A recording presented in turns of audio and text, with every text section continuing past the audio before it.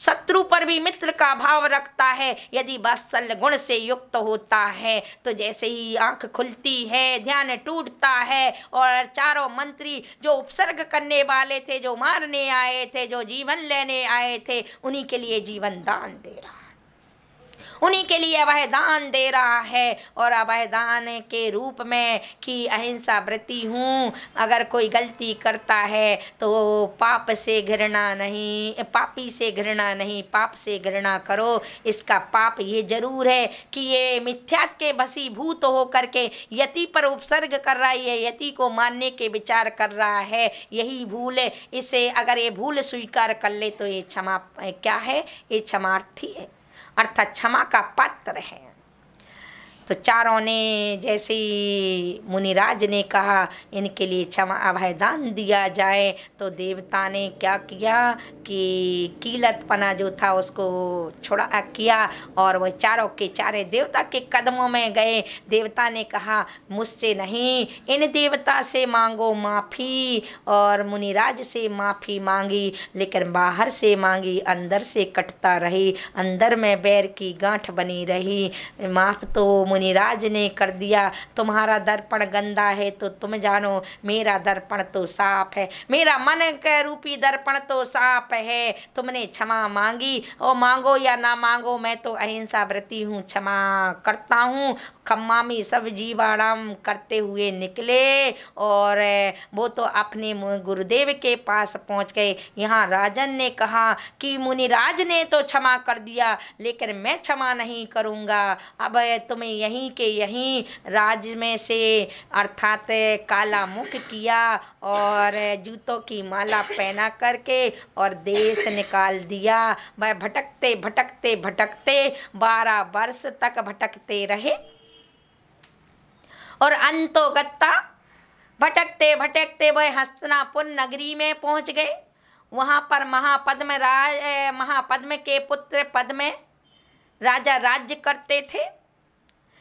जो पद्म विष्णु कुमार का छोटा भाई, तो पिता और विष्णु अर्थात बड़ा भाई और पिता तो दोनों दीक्षा ले गए थे।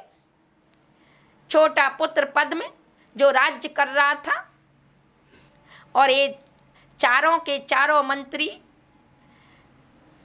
वाक्पटुता से युक्त तो थे और जाकर के वाक्पटुता से महाराज पद्म की जय हो, महाराज पद्म की जय हो इस जय घोष के साथ यदि कोई जयकारा लगाते हुए आए तो इस जयकारा में इतनी ताकत है कि अच्छे अच्छे को पिघला दे।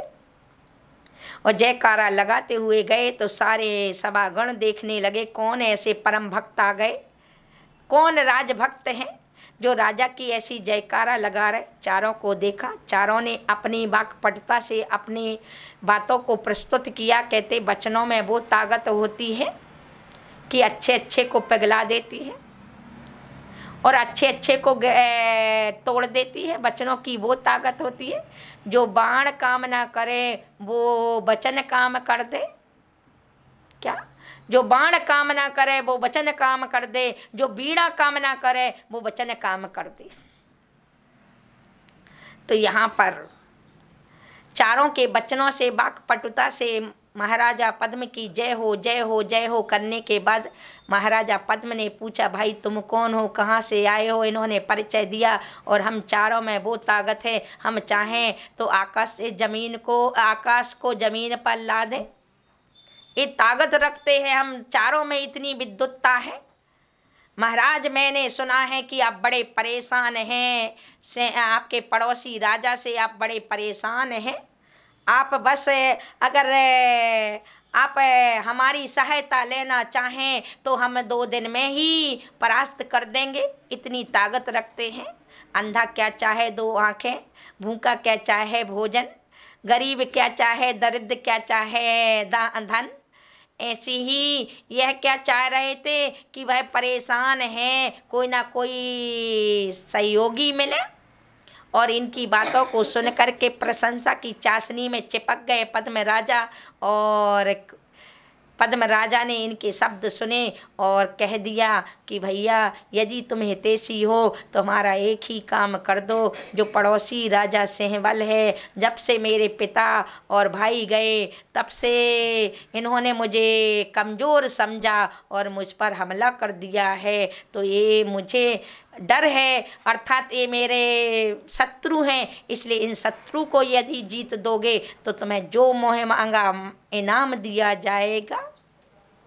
और चारों के चारों मंत्री ने अपनी वाक्पटुता के साथ वहाँ सिंहबल राजा के पास जाकर के भी वह वाक्पटुता अपनाई कि राजा सिंहबल की जय हो, राजा सिंहबल की जय हो, इस भावना के साथ इस जय घोष के साथ सभा में गए। राजा सिंहबल भी सोचने लगा ऐसे कौन से हितैषी आ गए, और इस बात को सुनकर के उन्होंने कहा, राजन मैं तुम्हारे शत्रु के बारे में सब कुछ जानता हूँ, वो शत्रु तुम्हारे ऊपर ऐसा वार करेगा, आदि आदि कुछ शब्द कहे।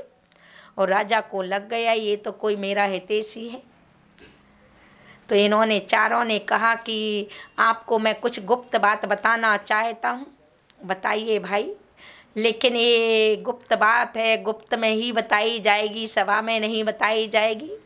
चलो आपको गुप्त बात यदि जानना है तो हमारा वहाँ पर तंबू लगा है, आप अकेले आए और ये गुप्त बात ले जाए। और राजा सिंहबल उन चारों पर विश्वास करता है और अकेले अपने अनुचरों को कुछ दूरी तक ले जाता, फिर उस तंबू में अकेले जाता है। अकेले ही पहुँचे, जब अकेला जाए तो ये पक्का है हरण हो जाए, अकेला जाए तो हरण हो जाए, ये फाइनल है। अकेला गया तो दोनों हाथ पकड़े, दोनों पैर पकड़े और बंदी कर लिया। जिनके लिए वर्षों लग गए पद्म राजा के लिए उसको सिंहबल को पकड़ने में, और उन्होंने 2 दिन में पकड़ के दे दिया। अगर 2 दिन में ये कमाल है, अगर किसी के सामने आ जाए और जिसकी लॉटरी खुल जाए वो कितना खुश होए, ये तो वही जान सकता है। राजा पद्म के कदमों में बंदी बनाकर सिंहबल राजा को जब ले गए तो राजा पद्म बड़ा प्रसन्न हुआ और एक ही शब्द बोला कि मांगो तुम्हें क्या चाहिए। चारों चतुर थे। इन्होंने कहा, राजन हमारा वरदान आपके पास सुरक्षित है, हम वक्त आने पर अपना वरदान मांगेंगे। और पहले के जो क्षत्रिय वाक्य होते थे, प्राण जाए पर वचन ना जाए, कैसी भी आपत हो जाए, आज तो यहाँ जो तुम वचन देते हो, यहाँ कहते हो और यहाँ से निकलते ही लौट आपके वचन कट जाते हैं, टूट जाते हैं। लेकिन क्षत्रिय वचन जो होते हैं, प्राण चले जाए पर वचन नहीं जाते हैं। यहाँ पर राजा पद्म ने मोह मांगा वरदान के लिए कहा और उन्होंने कहा हमारा वरदान तुम्हारे पास सुरक्षित है। ऐसा कह करके और राज्य के मंत्री बन करके राज्य का संचालन चालू हो गया। कुछ समय तक संचालन होता रहा। अंत में वही घूमते घामते हुए अकंपनाचार आदि 700 मुनिराज का हस्तिनापुर के उद्यान में आगमन हुआ। आगमन होते ही राजा पद्म मुनियों का परम भक्त, परम अनुयायी, और वह हस्तिनापुर नगरी तो वैसी धार्मिक नगरी जहाँ पर शांति कुंत अरयनाथ जैसे तीर्थंकरों का जन्म हुआ है, जहाँ पर जय कुमार सिलोचना जैसी आदि आदि सतियाँ, जहाँ पर अंजना जैसी सतियों के लिए उपसर्ग हुआ है, आदि ऐसी पवित्र नगरी। उस पवित्र नगरी में राजा पद्म राज्य करता है और मुनियों को सुन करके ही अपने सिंहासन पर से 7 कदम उतर करके साष्टांग नमस्कार करके और दूसरे दिन डिंडोरी पीटता है कि सभी को दर्शन करने के लिए जाना। ये मंत्री तो भुक्तभोगी थे, पूर्व घटना उनको याद आ गई और इन मुनिराज को देखते ही उनको रील की घूम गई। अरे ये तो वही मुनिराज है, अब तो हमारी पोल खुलने वाली है। अब इन्होंने षड्यंत्र रचा। कूटनीति रची। कूटनीति का मतलब है षड्यंत्र रचना। जैसे दुर्योधन आदि ने षड्यंत्र रचा था अभिमन्यु के प्रति, ऐसे ही षड्यंत्र इन्होंने रचा। और षड्यंत्र क्या रचा कि पद्म राजा से कहा कि राजन आप 700 मुनिराज है, इनकी अब हमारे होते हुए, मंत्रियों के होते हुए आप इनकी सेवा वो करें, अर्थात आप इन धर्म करें और हम राज्य का संचालन करेंगे, क्योंकि एक साथ दो नहीं हो सकते, या तो कर्म होगा या धर्म होगा। तो आप कर्म हमको छोड़ें और धर्म आप करें, अर्थात हमें 7 दिन का राज्य दे दें, हमारा जो वरदान था वो दे दें। अब राजा तो राजा था, निश्चल था और इनके पेट की बात को नहीं समझ पाया और राजन ने राज्य दे दिया। उपकारी के उपकार का जो वचन था वो दे दिया। इनके हाथ में गद्दी आते ही कहते हैं मैं दुर्जन के हाथ में अगर कोई उपलब्धि हो जाती तो वो दुर्जनता ही देता। तो जैसे ही गद्दी आते ही इन्होंने षड्यंत्र रचा कि उन 700 मुनिराज पर उपसर्ग की रूपरेखा बनाई। जहाँ पर मुनिराज का डेरा था, मुनिराज के स्थान पर इन्होंने नरबलि का यज्ञ का इन्होंने अनुष्ठान कर दिया। क्या कर दिया? इतना बड़ा गड्ढे खोदकर उसमें हड्डी मांस आदि डालकर नर बलि चालू कर दी। जगह जगह के नरों को ला करके उसमें बलियां प्रारंभ कर दी और यज्ञ प्रारंभ कर दिया। अग्नियां जलने लगी चारों तरफ से, त्राही माम होने लगा। सारी हस्तिनापुर नगरी की आंखों में आंसू आने लगे। जगह जगह से एक ही आवाज आने लगी। एक पत्नी अपने पति से कहने लगी, यदि तुम मेरे सच्चे सुहाग हो, सच्चे पति हो, परमेश्वर के रूप में मैं मानती हूँ, और यदि आप में थोड़ी सी भी ताकत है तो इन मुनियों को बचा लो। मैं अपने लिए विधवा वैधवा जीवन जी लूंगी, लेकिन इन मुनियों को बचा लो। एक माँ अपने पुत्र से रो करके रुदन करती है, अर्थात हस्तिनापुर की नगरी के आंखों में आंसू थे इस यज्ञ को देख करके कि चारों तरफ उन मुनियों के आगी लगी हुई है और उसमें मांस आदि डाल डाल करके, कौए मांस के टुकड़े ला ला करके घर घर में टुकड़े फैला फैला करके घर घर के लोगों से कह रहे थे कि अगर तुम में ताकत है तो इन साधुओं के उपसर्ग को दूर कर लो। ये धर्मात्मा है, यदि तुम में धर्म है तो इनके धर्म को बचा लो। ये बिल्कुल निर्दोष हैं, लेकिन कोई के अंदर ताकत नहीं थी। रो रो करके हस्तिनापुर नगरी, जब ये सुनने में ये वेदन हो रहा है तो आंखों से देखने में कितना वेदन होगा। वो दृश्य हस्तिनापुर की उस उद्यान में वो दृश्य यदि अपनी आंखों से देखते तो यदि सच्चे कोई धर्म महात्मा होता तो वो अपने प्राणों को वहीं झोंक देता। इतना बयान की दर्दीला दृश्य था। उस दर्द से भरा हुआ दृश्य, आंखों में दर्द, यानी कि सारे लोग भगवान से एक ही विनती करते, हे भगवान इन धर्मात्माओं ने क्या किया, इन गुरुओं ने क्या किया, इन पर इतना बड़ा उपसर्ग क्यों। सब एक ही आराधना, एक ही प्रार्थना, एक ही भावना भा रहे थे उस हस्तिनापुर के बच्चे। लेकिन ये निर्दयी सातों के साथ दुर्जन कहते सर्प को कितना भी दूध पिलाओ लेकिन जहर ही उगलता है। जो यानी जो के लिए कितना भी तुम करो लेकिन गाय के थन में जाकर खून ही चूसती है। ऐसी ये दुर्जनता ही प्रकट कराई इन्होंने। उस बैर को ऐसा निकाला कि 1 दिन नहीं, 2 दिन नहीं, 6 दिन तक लगातार चलाते रहे। 6 दिन तक ऐसा उपसर्ग आया था। आज इस पंचम काल में कोई ऐसा उपसर्ग है कि छोटा सा मच्छर काटता है और हम अपनी साधना को छोड़ देते हैं। थोड़ी सी गर्मी लगती है तो हम अपने साधनों को यूज करने लगते हैं। लेकिन देखिए उन मुनिराजों के लिए कि सासों ने अपना यमनीय सल्लेखना लेकर के आहार पानी 6 दिन तक त्याग रखा और उस घनघोर में अपने संयम को कायम रखने के लिए प्रतिमा योग जैसे लगाए रहे और अपने इस तत्व का चिंतन करते रहे। ये तन है, तन में आग लगेगी, तन में उपसर्ग होगा, लेकिन आत्मा तो अजर और अमर है। इसमें कोई सुख दुख नहीं। सुख दुख तो वेदनी और वेदनी कर्म का भेद है। मोह के कारण सुख दुख का वेदन है। कैसा आत्म चिंतन, तत्व चिंतन चल रहा होगा, सोचिए उन 7 दिनों 6 दिनों तक। फिर 7वें दिन धरणीधर पर्वत पर,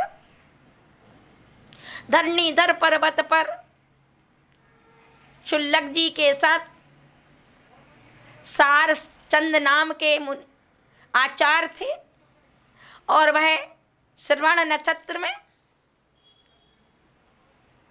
रात्रि के अंतिम पहर था और श्रवण नक्षत्र था, और एक तारा टूटते हुए ध्यान कर रहे थे। 3 से 6 के बीच में ध्यान करते हुए तो टूटते हुए तारे को देख करके मुख से आह शब्द निकला। क्या निकला? मुख से आह शब्द निकला। तो उस आह शब्द को सुन करके ही शुल्लक जी ने पूछा कि गुरुदेव क्या हुआ? क्या कोई परेशानी? क्या कोई तन में पीड़ा? मैं वैयावृत्ति करूं? मुझे प्रकट करो, क्या है आपके लिए परेशानी? तो सारचंद, रात्रि थी, ये मत सोचना। यदि कोई ऐसी परिस्थिति बने, किसी की समाधि बने, किसी के लिए कोई पीड़ा हो, कोई के धर्म पर आँच आए, कोई गुरु पे आँच आए, या कोई देव शास्त्र पर आँच आए, तो उस समय साधु रात्रि में अपना मौन खोल करके वह प्रकट कर सकते हैं, क्योंकि ये धर्म को बचाने के लिए शब्द हैं। तो यहाँ पर सारचंद आचार्य ने कहा शुल्लक से, हे शिष्य, घोर अनर्थ हो रहा है, घोर अन्याय हो रहा है इस हस्तिनापुर नगरी में, जहाँ पर तीर्थंकरों की जन्मभूमि बनी हुई है। ऐसी नगरी पर जिसके पिता और जिसका पुत्र भाई मुनिराज बना है, उन्हीं उसी नगरी में, उसी राज्य में, उसी के राज्य में घोर अन्याय हो रहा है। घोर अन्याय अर्थात 6 दिन बीत गए हैं और उपसर्ग चल रहा है, 1-2 पर नहीं, 700 पर चल रहा है। ये शब्द सुनते ही अब इस उपसर्ग को गुरुदेव कौन दूर करेगा? इस उपसर्ग को दूर करने अपन चले क्या? नहीं भाई, अपन पर ताकत नहीं, शक्ति नहीं है, वह रिद्धि अपने पास नहीं है कि इसको बस में कर दें। तो क्या करें? तो यहीं पर बाजू में अर्थात दूसरे पहाड़ी पर विष्णु कुमार जो मुनिराज है, जिनके लिए अर्थात यदि थोड़ी सी और तीव्र साधना करे तो शायद शुक्ल ध्यान में पहुंच करके छपक श्रेणी में पहुंच सकते हैं। इतनी सहनन धारण करने वाला, इतनी ध्यान में तल्लीन है, ऐसे मुनिराज के पास जाओ और उनके कान में ये शब्द कहो, उन्हें विक्रिया रिद्धि हो गई है।